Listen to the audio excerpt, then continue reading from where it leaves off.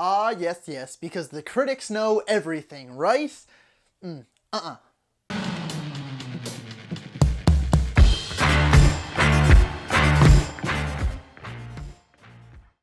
Hello, ladies and gentlemen, and movie lovers of all kind, and welcome to my very first Top 10 Wednesday, or Top 10s Day if you'd prefer. For today, we are going to be covering the top 10 2018 films that the critics got wrong. Now, the movies on this list, I believe, are either scored far too high or far too low. Coming in at number 10 is Leave No Trace, which has a score of 100% on Rotten Tomatoes and an 88 on Metacritic. There was so much hype behind it. So many of my fellow YouTubers and friends were saying, this is such a good movie, you have to check it out, it's on my top 10 list, maybe my favorite of the year. Seeing scores like this, 100%, 88, I was like, all right, I have to check this movie out. But this movie, it was a waste, is the way I want to say it. It was very dull, had a very interesting premise, and then, of course, starring Ben Foster, and I thought it was going to be great. I thought it was going to be just kind of this wild goose chase, this watching these people live out in the wild, but instead it just went nowhere, and we just kind of watched these people live, and then the movie just ended. Coming in at number 9 is You Were Never Really Here, which has a score of 89% on Rotten Tomatoes and an 84 from Metacritic. This movie is just a little bit lower on the list than Leave No Trace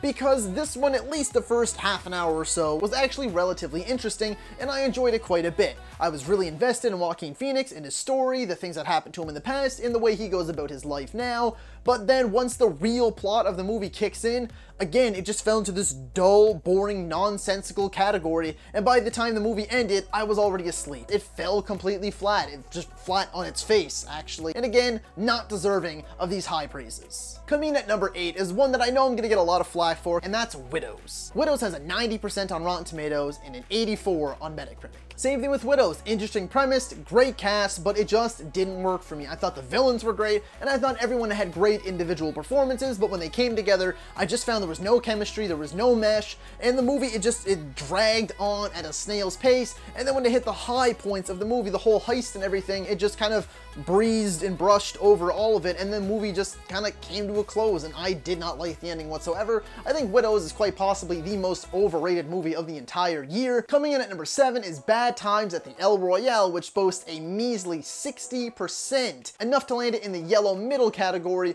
on Metacritic. And again, this movie was one of the best thrillers I have seen in years. If you have not checked out my full review on it, please do so. Such a great movie, one of the most stylish, slick, and satisfying movies I have seen in years, beginning to end. Beautifully shot, beautifully written. This movie bombed at the box office, and it's a damn shame. Far more deserving than a small 60 on Metacritic. Coming in at number 6 is Overlord, which once again only boasts a 60 on Metacritic, because why? I know that this movie was not the movie that the trailers promised. It wasn't insane, crazy, intense, fearful, blah, blah, blah, but it gave us something more. It gave us an actually really kind of realistic, grounded World War II movie with a brotherhood and characters that we genuinely cared for. It was fantastic, and although I could have used a lot more of the horror elements in this movie, the bit that we got was so well done. It was so creepy, it was so eerie, it kept you on the edge of your seat the entire time. For this number 5 spot, it would have been a lot closer to the number 1 spot if I had been the target audience. That's why I'm gonna let it slide for this one, and that is Teen Titans Go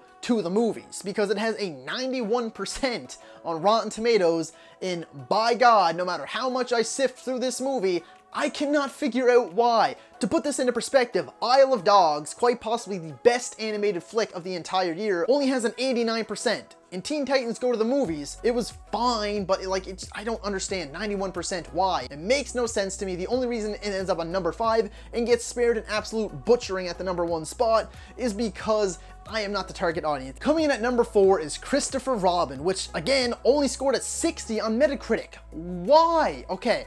Don't get me wrong, I did have my negatives with the movie. Mainly the thing is just that the movie looked all dark and dreary and the color palette was just completely dull and stale. But aside from that, this movie made me feel like an absolute kid again, and I fell in love with it. The characters were exactly the same as I remember growing up. Seeing this Christopher Robin find the child in him once again, finding the love for his family once again, bringing them all together. It was such a heartwarming and sweet movie. 60 feels like an absolute slap in the face and a complete insult to this movie, because because it is so great. Do not let this score turn you away from it. If you have not already seen it, please do so. I promise you will not regret it. Coming in at number 3 is going to be Mandy, which scored a 92 on Rotten Tomatoes and an 81 on Metacritic. The movie is only entertaining at 2 points. 1 point is anytime you get to see Nick Cage just going batshit crazy, doing screaming, smashing things, killing people. That's entertaining. And then the last 20 minutes or so of the movie, other than that, it's just this weird, trippy, acid trip type movie, and it's not good, okay?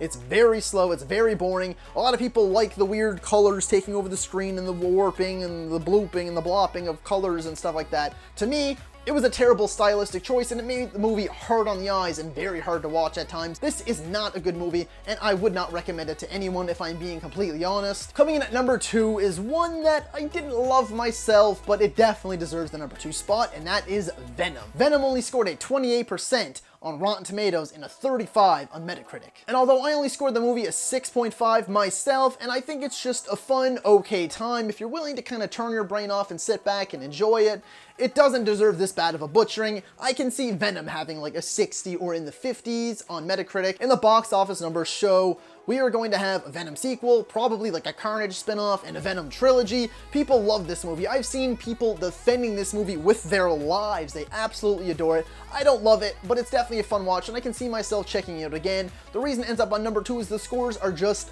that low. Now coming in at the number 1 spot was one of my favorite movies of the year, and it was such a fantastic movie, and that is Bohemian Rhapsody. The Freddie Mercury biopic only has the 62% on Rotten Tomatoes, and let the record show that when it first released, it was very rotten, and a 48 on Metacritic. Every single person I talked to loved this movie, or at least really enjoyed it. The music is fantastic. Rami Malek deserves the Oscar for this, or at least a nomination. The rest of the cast was fantastic. Overall, the movie was super enjoyable. It was super uplifting. The critics should have opened their eyes and just had fun rather than being so harsh on it. I guess they were expecting another Star is Born, which it is not. This is definitely a glamorized tale, but it is a damn near perfect one. Such a fantastic movie. Bohemian Rhapsody is the number 1 movie in 2018 that the critics got absolutely wrong. So if you like this video, be sure to like, subscribe, and comment. Let me know what are some of your picks for 2018 movies that the critics got wrong, and be sure to suggest other top 10s that you would like to see me cover in the future. And be sure to check me out on social media. I'm on Facebook, Twitter, and Instagram. Links will be in the description and at the end of the video. And be sure to check out my Instagram page every single Friday